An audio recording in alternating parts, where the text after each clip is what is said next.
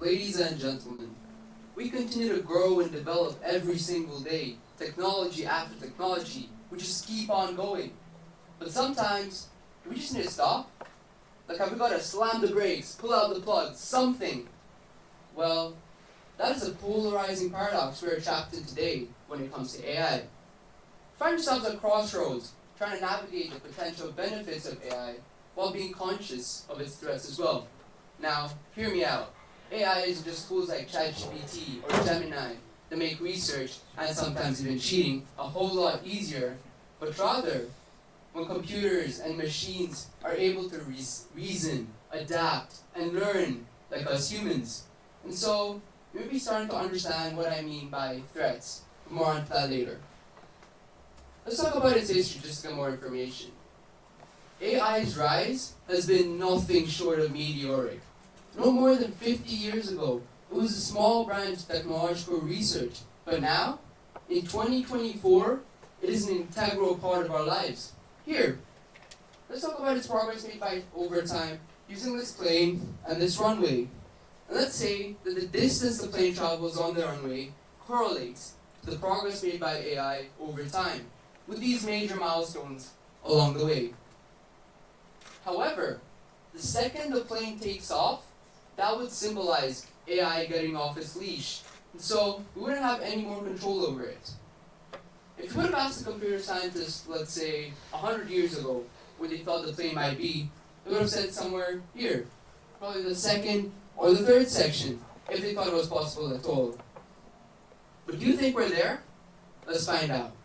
The first big milestone came in the 1980s, when factories and companies started using AI to automate repetitive tasks. This improved efficiency as robots can work 24/7 and they don't need things like sick days or maternity leaves. This also cuts down on running costs, as the factories didn't need to employ individual people to put together parts or paint things like they used to do before. The next big milestone came in 1997, when Garry Kasparov lost to a chess bot. For those of you who don't know, Garry Kasparov is one of the greatest chess players of all time, and he was a grandmaster at the time, the highest ranking in chess. And chess geeks like me know the significance of this day in shaping what we know as modern day chess on websites like chess.com. Moving on a further 14 years to 2011, when Apple launched Siri. Siri is a voice assistant on your iPhones, and is also AI, as it is able to listen to your questions and give accurate answers. Since its release, other voice assistants such as Google Assistant and Alexa have been released. Now let's leapfrog cinematography and go to 2019, when AI was successfully used in surgery. This is a really big day in surgery, in healthcare, as robots can be extremely precise and help doctors with complex tasks, such as organ transplants. And where are we today? Well, nothing much has changed. We still haven't been able to give AI the ability to make moral decisions or the ability to have emotions. But based on the current trajectory, I wouldn't say that's far off. Would you? We are the pilots of this plane, and so it must let it travel as far as it can, but not take off. Well, this is because that would symbolize AI getting off its leash, as I said previously. And if you still don't know why this is significant, well, it's because AI is a double-edged sword. And so, it has benefits and major drawbacks. And here, let's look at these benefits and drawbacks using this year's theme of fractal lenses and the analogy of a boxing game. Alright, on one side we've got the pessimistic lenses, and on one side we've got the optimistic lenses. Positivity versus negativity. And round one begins. The ref blows his whistle. Both fighters move towards each other and with subtle movements start throwing kicks and punches. And there's a stalemate for a few minutes, with neither being able to get the edge over the other, until pessimism deploys its secret weapon, a powerful knee straight to the jaw of optimism. Optimism is knocked out, and the first round is won by the pessimistic lenses, the negative lenses. And so let's look at AI through the lens of distress and displacement, and through the lens of cybersecurity. Well, firstly, AI is predicted to replace around 85 million people by 2030. This is a massive number, and it's like the population of Tanzania and Zambia combined. This leads to unemployment and even poverty. Furthermore, 43% of companies would be looking to cut down on their workforce due to new emerging technologies. Well, we've seen this in the 1980s, haven't we? As companies are trying to be more efficient while cutting down on running costs. Now moving on to the lens of cybersecurity. Cyber threats have increased by 67% since 2014, and this is primarily due to the introduction of AI and machine learning. For those of you who don't know, AI has the capabilities of running through heaps of data at a time and performing multiple calculations in seconds. And so, this makes it a great tool for hackers and other people with malicious intent. And in addition to that, 90% of AI systems can be fooled into carrying out cyber attacks. Well, this is really counterintuitive, isn't it? I just talked about how AI can run through heaps of data and perform multiple calculations. But it can also be fooled, and really easily. And so, if the security of these AI systems isn't addressed properly, I see this as a major issue in the future. Now let's move on to round 2. Now pessimism starts off where it left off, throwing a lot of punches and kicks, but optimism came prepared this time, cleverly choosing to back into the ropes. Seeing this, pessimism wildly swings and is thrown off balance. While trying to regain that balance, it is met by the powerful fist of optimism. And the second round is won by the optimistic lenses, the positive lenses. And so, let's look at AI through the lens of growth and development, and through the lens of efficiency. First of all, AI applications in agriculture can increase crop yield by up to 30%. Our population is increasing like wildfire at the moment. It is approximately 8.2 billion people right now. And feeding all of those is a major issue, especially in places like China and India. This is where AI can help us.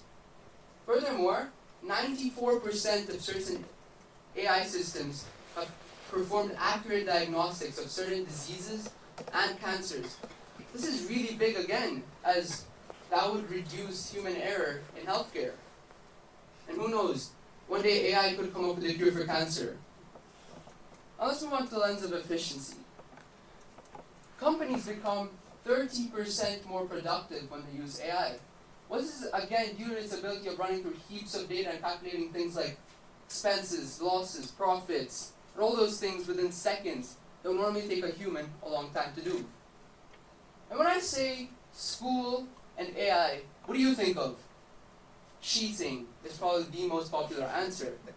But what if I told you that AI can help increase student performance, but not by helping them cheat, but by creating study plans and revision guides that can help the student do better in exams and tests? Yes, these applications exist, and they should be used in schools and other educational settings. Now let's move on to round 3, the final round, the deciding one. Is AI a good thing or a bad thing? Now both fighters enter this with an urge to win. They look at each other and they start punching and kicking, valiantly defending. And there's a stalemate for a few minutes until both of them are knocked onto the ropes of the ring. They stare at each other, and with gritted teeth, they run towards the center, and boom! They punch each other and they're both knocked out. There is no winner. And so, let's look at AI through ambivalent lenses.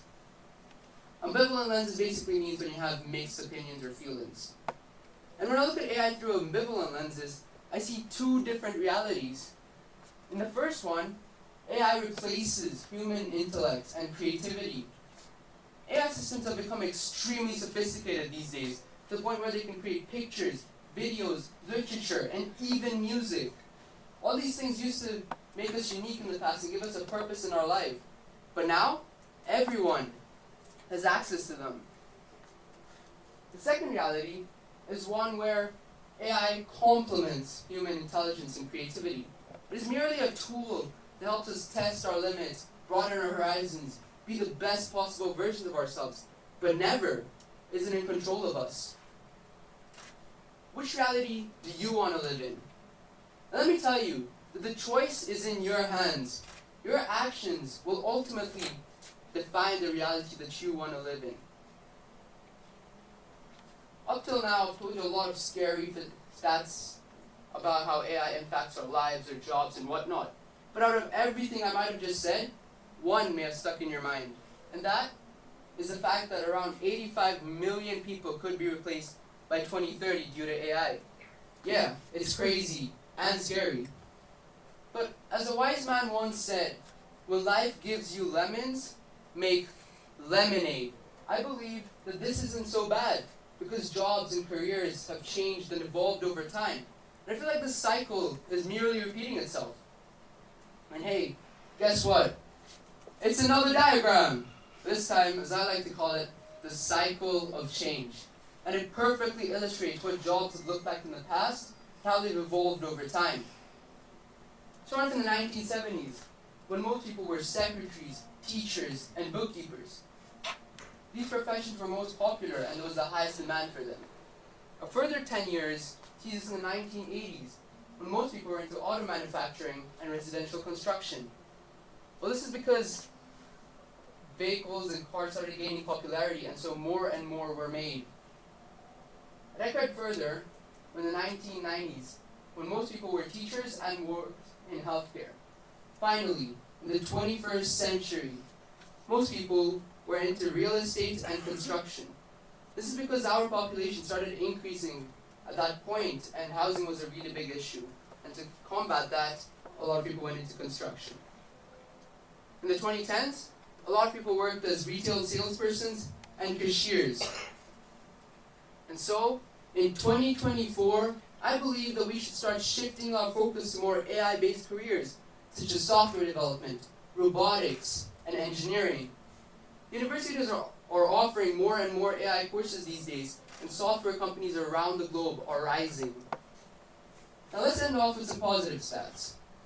Remember when I said that 85 million people could be replaced by 2030 due to AI? Well, AI is also predicted to create jobs for 95 million other people. So there's a net gain of 10 million jobs. So that really puts the 85 million out of perspective, doesn't it? So, a win for optimism?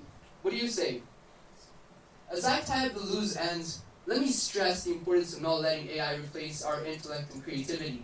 You are unique, and your mind can do wonders. However, if you hide behind the precarious curtains of AI, you're letting yourself and the whole world down. Let's create a safe environment by responsibly integrating AI into our lives.